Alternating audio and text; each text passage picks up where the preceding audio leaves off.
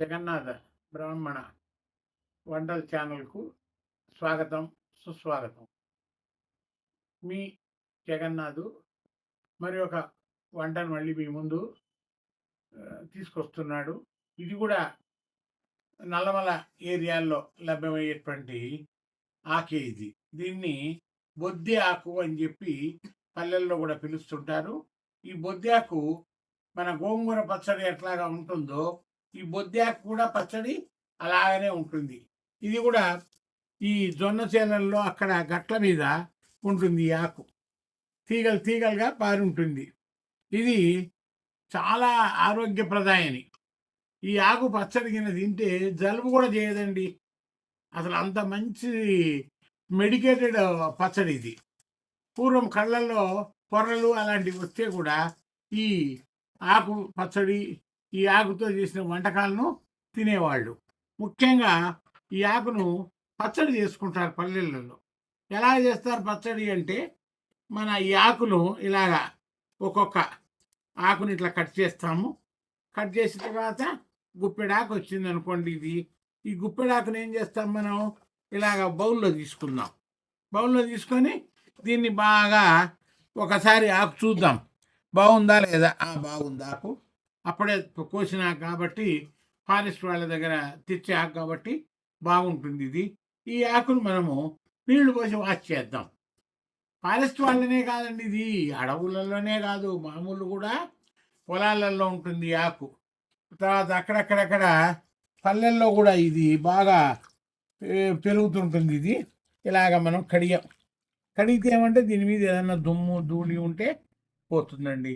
ఈ ఆకును మనం ఏం చేయాలంట, మనము ఒక బాండీ తీసుకొని ఆ బాండీలో మనము ఇలాగా వేయిద్దాం. నూనె వేసి ఇది ఇట్లా ఇద్దాం. వేసిన తర్వాత ఈ నీళ్ళని తీసేసి పక్కన పెట్టి మనం కొంచెం నూనె తీసుకుందాం. దాన్ని వేయించడానికి ఎక్కువ అక్కర్లా, కొద్దిగా చాలు నూనె. ఆ నూనె కూడా ఒక స్పూన్ వేద్దాం, ఎక్కువ వద్దు. చూడండి, ఒక స్పూన్ నూనె చాలు. వేసిన తర్వాత బాలకృష్ణ కొంచెం వేయించమ్మా, గ్యాస్ ముట్టించు. ఇప్పుడు దీన్ని బాగా గోంగూరలాగా చూడండి,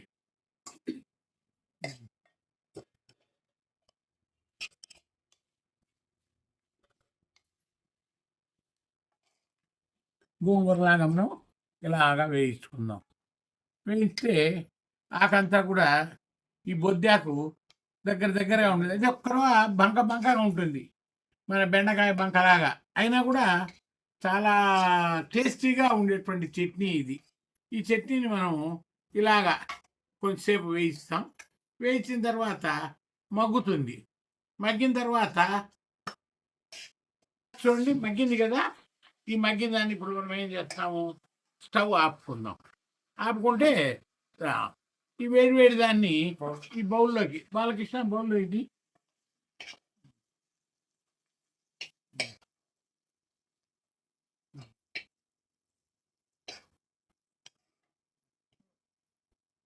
చూడండి. ఈ విధంగా మనము బాగా నూనెలో వేయించుకోగానే ఇలాగా ముద్దలాగా వచ్చేసింది. చూడండి ఎలాగుందో, ముద్దలాగా ఉంది చూడండి.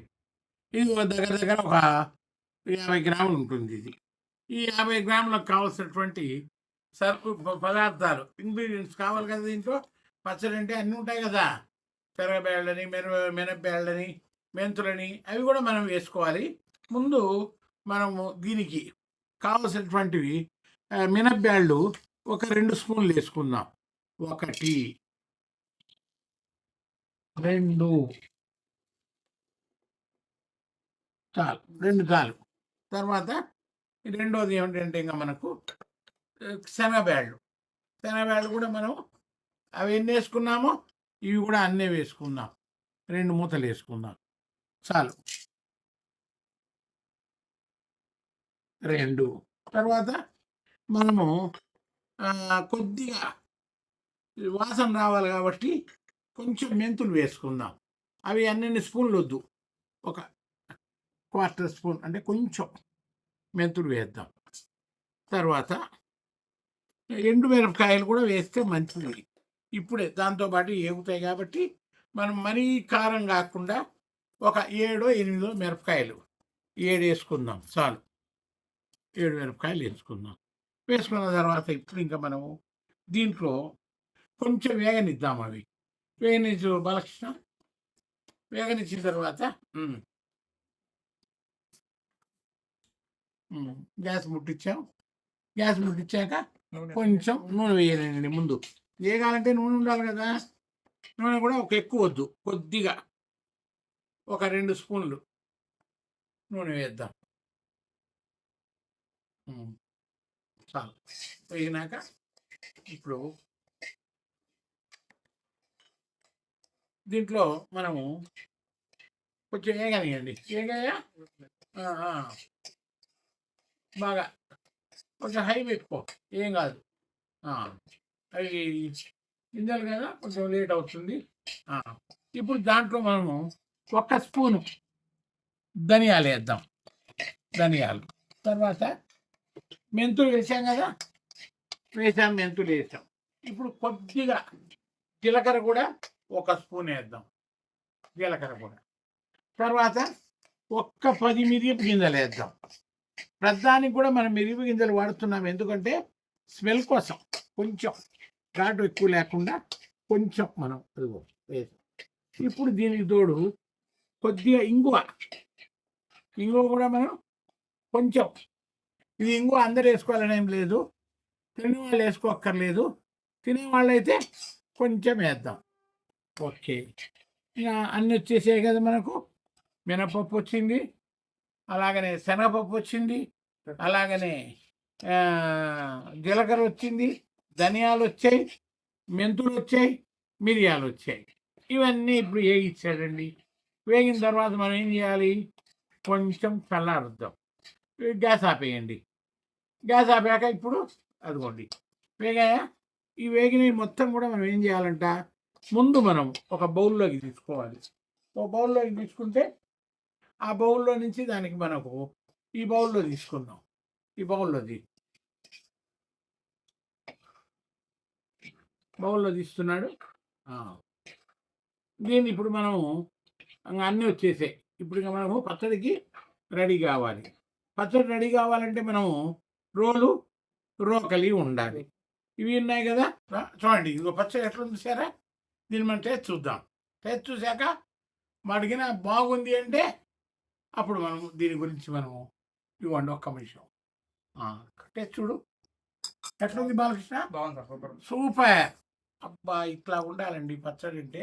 ఈ బొద్దాకు మీకు ఎవరికి తెలియదు, కానీ దీనికి మీరు చేసుకుంటే మాత్రము చాలా మంచిది. అసలు కిడ్నీ సంబంధమైన వ్యాధులు, కొంతమందికి యూరిన్ రాదు 40 ఏళ్ళ తర్వాత, అలాంటి వాళ్ళకి ఇది దివ్య ఔషధం అండి. అందులో అన్నం కూడా మామూలు అయితే మనము మామూలు పచ్చళ్ళు కారం ఉంటాయి, ఇది కారం ఉండదు. ఇంత తినేవాళ్ళు కూడా ఇంత తింటారు. దీనికి కొంచెం నువ్వుల నూనె చేతి మీదకి శనగ నూనె కొంచెం నెయ్యి వేసుకొని కలుపుకుంటే అమోఘంగా ఉంటుంది. అలాంటి మంచి పచ్చడి ఈ బొద్దాకు. ఇది ఎక్కడ చిక్కుతుంది అంటే ఈ గిద్దలూరు ఏరియాల్లో కూడా చిక్కుతుందండి. కాబట్టి ఇది కూడా మీరు వాడుకోండి. నచ్చితే నాకు ప్లీజ్ ఒక లైక్ ఇవ్వండి, అలాగనే ఒక సబ్స్క్రైబ్ కూడా చేయండి. నాకు ఇంకా కొంచెం ఉత్సాహంగా ఉంటుంది. ఇంకా కొన్ని వంటలు కూడా మీకు నేను చేయగలుగుతాను. ఇట్లు మీ జగన్.